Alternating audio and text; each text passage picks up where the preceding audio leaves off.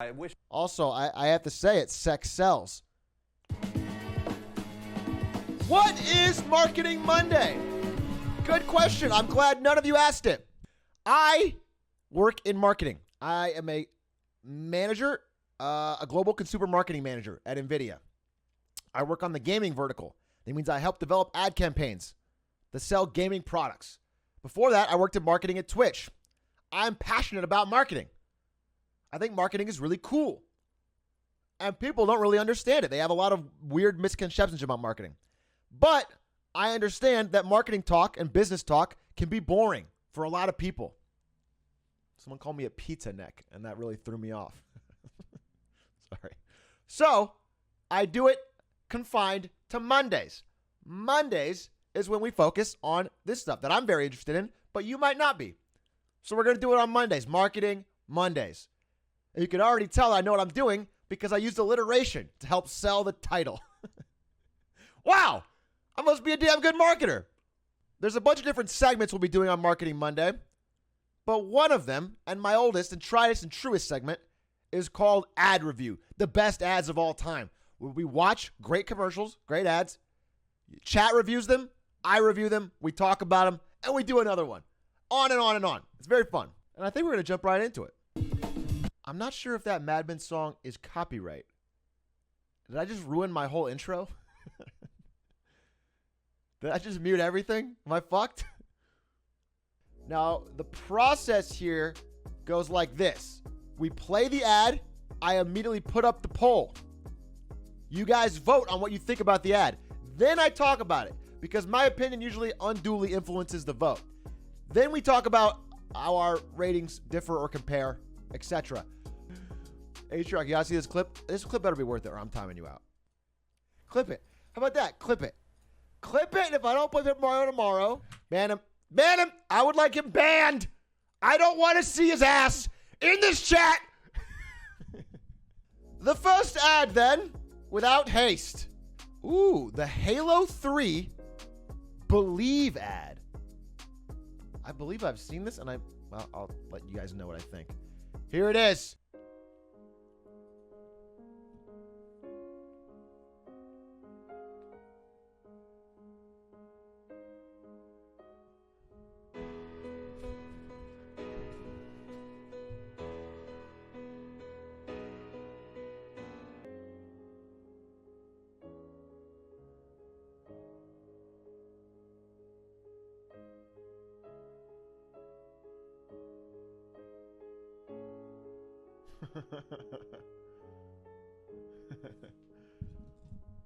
Okay, now, what do you think? 5 is the best, 1 is the worst. 5 is the best, 1 is the worst. Where do you land? Okay, we're gonna pause it. This ended up at a 2. That's shocking to me, but after watching it again, not too surprising. So let me say where I put this ad. This ad it does more than you think, okay? As a general ad, as a purpose of entertainment, it's actually not that good. It's around a 2. These people aren't wrong. It's too long. We're talking about Halo 3 players here. When this came out, this is Halo players. These are all kids. They're young teens. Guys that want to fucking get on Blood Gulch with their friends. The ad is just a little bit too long and a little slow. That being said, what this ad was trying to do right before the release of Halo 3 was get some of the real fucking hardcore Halo fans to feel something. To feel that stirring in their chest. To feel like they're part of this big story. To get back in, to get online, to get excited, to rant about the game, be excited. There's a bit of beauty in that, and you can see that in the split votes. If you're a true Halo diehard where you feel a connection to the story, this stirs something in you, and it makes you like a super fan, where you're going to be talking about and spending a lot of time about it live. And it got great views on YouTube. So, it's a bit of a split. For me, I was going to put it at about a 3, because honestly, you need to have a little bit more mass market appeal for an ad like this.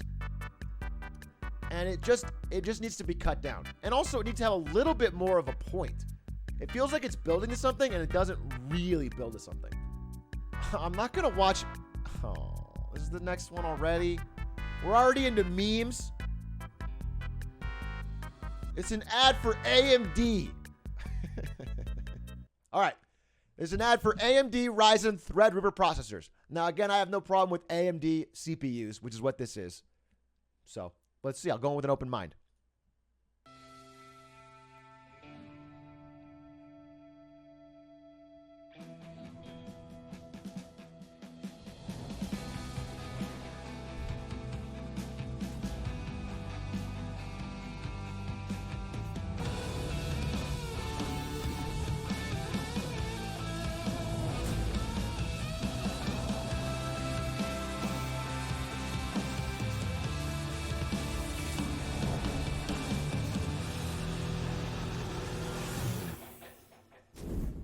Wow. I'm stunned. What do you think? What do you think about AMD Ryzen Threadripper marketing? Remember, this is my competition. Every day I go into the trenches and I fight these guys, the people that made this ad. At 250 votes, I'll tell you what that's like. Okay. You've correctly surmised. It's easy as shit. It's baby soft competition. Holy shit. That's a 1. 2 if you're being generous, dude. Okay. I don't know what it is with AMD and a fear of showing their own product. The product visual is such an important part of this. It helps make the consumer connection in the mind with what they're buying. It makes it seem cool, iconic. We put the GPU in front of your face every fucking 5 seconds. Really, it's not that beautiful an object. For me, it is beautiful, all right? I'm not going to say, the GPU looks great. But you make it look sleek and shiny and show it a bunch, people attach a luxury status to it. They want it. It becomes like this cool thing you want in your computer. They're showing this goddamn guitar, and lately they've been doing this fucking bike advertisement showing bikes. Just show the product at some point, dude. Yeah, also the metaphor doesn't work. More strings on a guitar doesn't equal better music, okay? Having simply more strings isn't the problem, it's how you use them.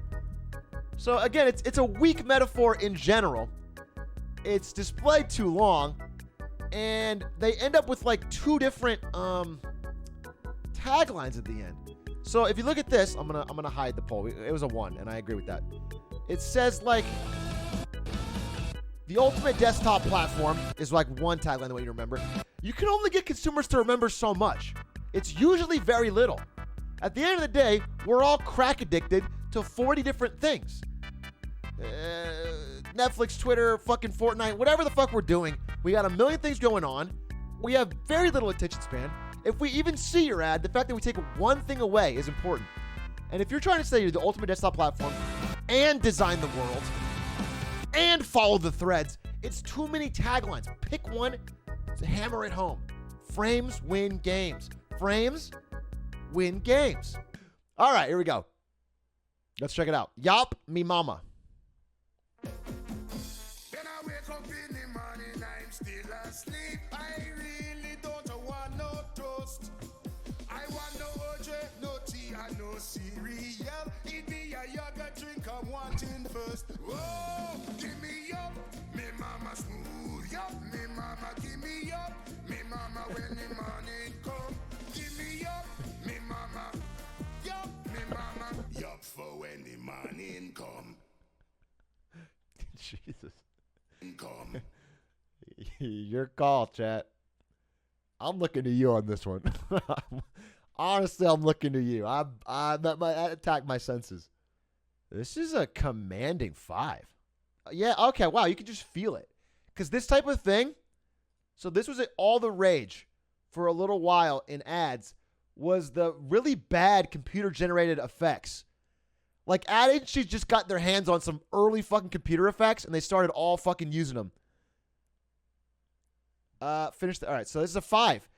from you guys. This is obviously not a 5, though I am, unironically, for early 2000s, let's think of the time, and for what an ad is trying to do, the biggest problem I have is with the terrible name Yop.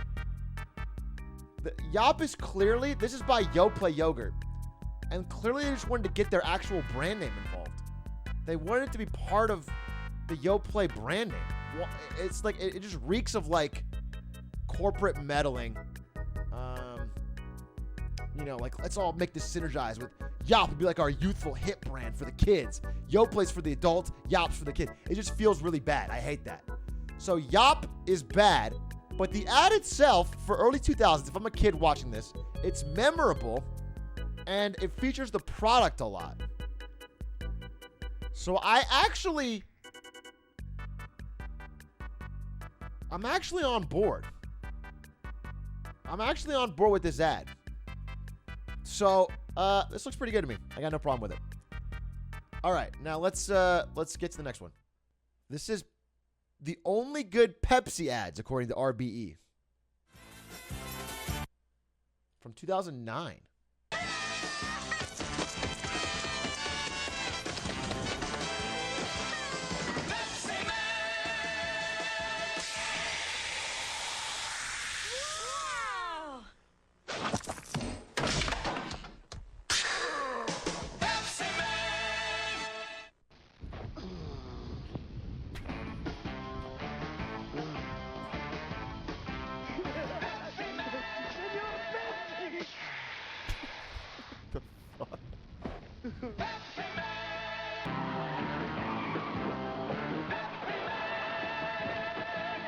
Pepsi Cola Cara Nanto Chevrolet Corvette Atrioc.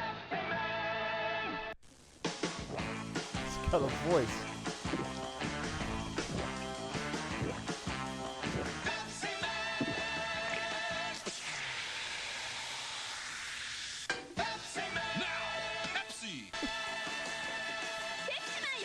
Does he have tits now?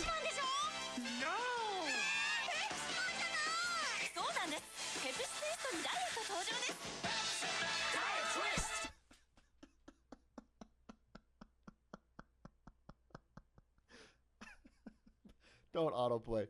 Do not autoplay. I'll leave you guys on this frame. These are sparing sex cells. I would love to see the reviews without the fucking Pepsi fucking milkers at the end. I'm pretty sure that fucking pushed a lot of 2s to 5s. There's a concept that is often misunderstood in marketing, okay? People who are on the outside of the marketing field often think it's memorable is good. At least we're talking about it. Any publicity is good publicity. That is a very level 1 way to look at it. Let me give you an example. Let's say a video were to go viral tomorrow of a McDonald's kitchen where a fucking rat busts out of the fucking food and vomits on a burger and the fucking chef is screaming and you see the McDonald's logo in the background the whole time and it gets millions of views, okay? You would say, wow, that got a ton of views. Everyone's gonna hear about McDonald's. They're all thinking about McDonald's. Any publicity is good publicity. It's obviously not. It breaks apart the brand image you're trying to create. Now, is this the same as that? No, Pepsi Man was their own creation and they were trying to do something with it. I don't think it succeeded to the level you guys think it did. I think a lot of you saw milkers on a fucking weird Pepsi Man at the end and said, this is a 5. Here's what I do like about it. Number 1, you might think this part is the most annoying. Pepsi Man, like the theme song, is great. Pepsi Man, over and over and over.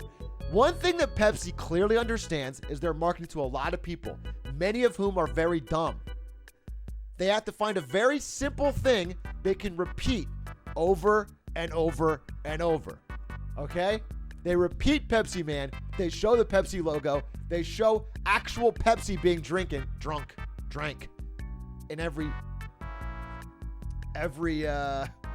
every commercial. It's like they found all of the good things you have to do and said, how can we do everything bad on top of that and see if it'll still work?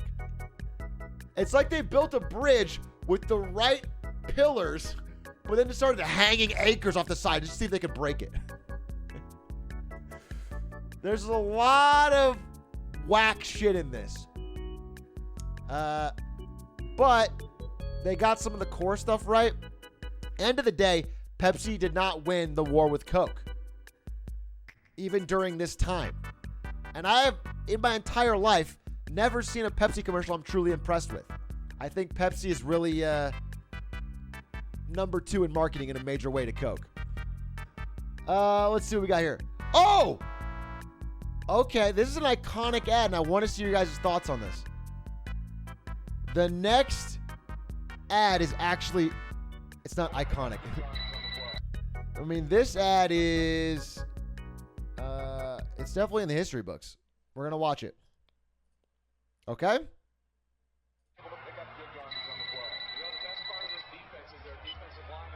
Hello? Yeah, who? What's up? Nothing, B. Just watching the game, having a bud. What's up with you? Nothing. Watching the game, having a bud. True. What's up? What's up? Yo, who's that? Yo! You pick up the phone. Hello? What's that? What's up? Yo, where's Dookie? Yo, Dookie. Yo. What's that? What's that? Hold on. Hello?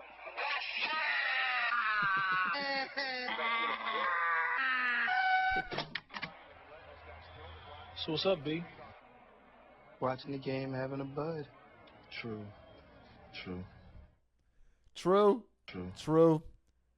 What's up? What? What's up with his ad? Yep. Okay. Yeah. It doesn't even need to be said. If you weren't around, and a lot of you Zoomers weren't, I don't think even I was really. I was kind of super fucking young, but I mean, I was like 8, right? But what's up? This ad is like one of the most successful ads of all time. This is like a culturally dominant ad. This had everyone doing it for years. There was a short film called True, okay, of friends just hanging out saying what's up to each other. It was like these people. Yo, you pick up the phone. And they didn't have Budweisers in their hands. Okay? And a Budweiser marketing executive saw that video and said, holy fuck, that is catchy. What if we have them re-record it and just add a little bit of Budweiser? And they did, and then they put a huge marketing spin behind it. They didn't have this genius idea. They didn't think of what's up themselves. Just some friends made this video, and they said, let's just add Bud. But spotting that is still huge. The guy that spotted it is a genius. So they spotted it, and they added, I think the part that's great is like, because they didn't change much, this feels authentic. I mean, especially in the late 90s, this feels like 4 friends hanging out, calling each other, watching the game, having a bud. It feels very real. And so, because of that, it has much more potential to go viral. It does not feel staged or inauthentic or, even the actors. They're all real people. They didn't even get they might have casted somebody too beautiful or whatever. They just got fucking 4 actual friends, dude, that watched the game together. And it made everything was set off to make it fucking actually feel authentic and viral. So it was dope. They didn't overwhelm with the bud stuff. All they added was watching the game, having a bud, which is a great fucking line. Watching the game, having a bud is a fucking ultimate soft sell. And then they're all just holding Budweisers in the shot.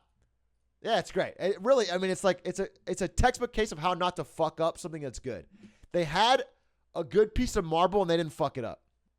The Carson King Rat Warehouse. All right, fuck it.